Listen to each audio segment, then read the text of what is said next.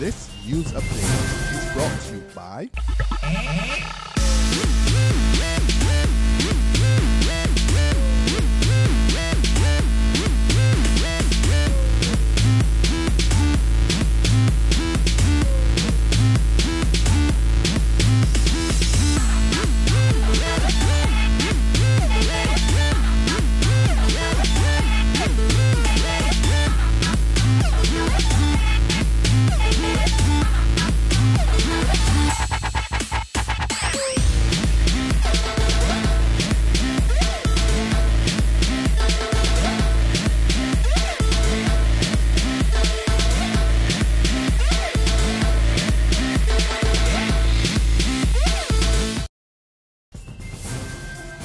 This is the 6 p.m. Barbados Today update for Thursday, July the 3rd, 2014. I'm Emmanuel Joseph. A warm welcome to you.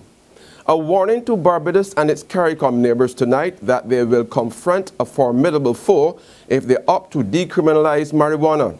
The issue is a major talking point at the CARICOM summit in Antigua, where leaders announced that they will continue to probe whether the drug should be legalized for medicinal purposes. But Director of the National Committee for the Prevention of Alcoholism and Drug Dependency, Victor Roach, cautions that any such move will come with serious consequences, and he's advising heads to tread cautiously. Be careful, be careful. Take your time. There's no rush.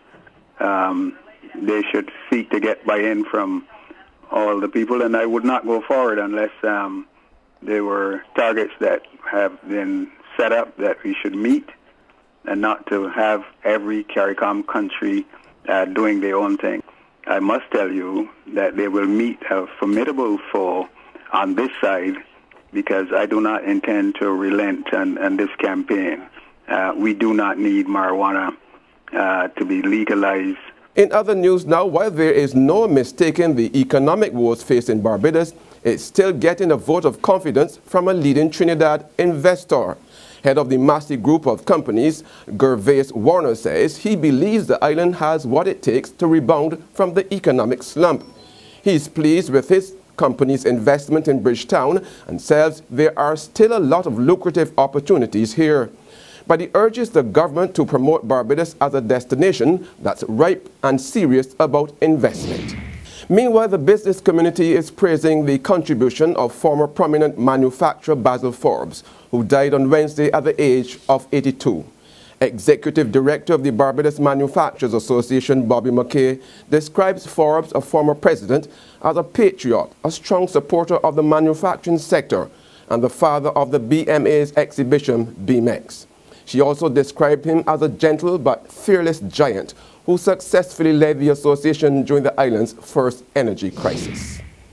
In sports now, high hopes for Barbadian swimmers as they enter the finals of the 20th Caribbean Islands Swimming Championships underway at the Aquatic Center here.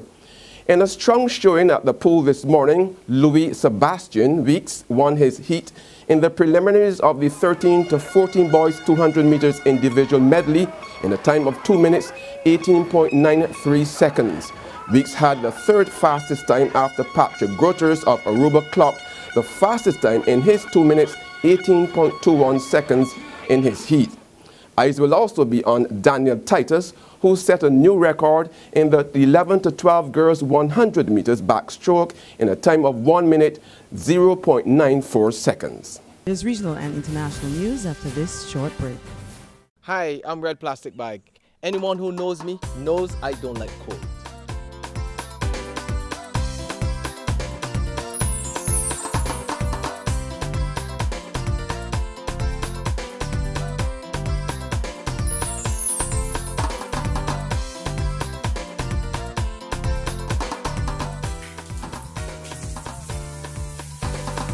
Sunshine reigns in my country. I love it.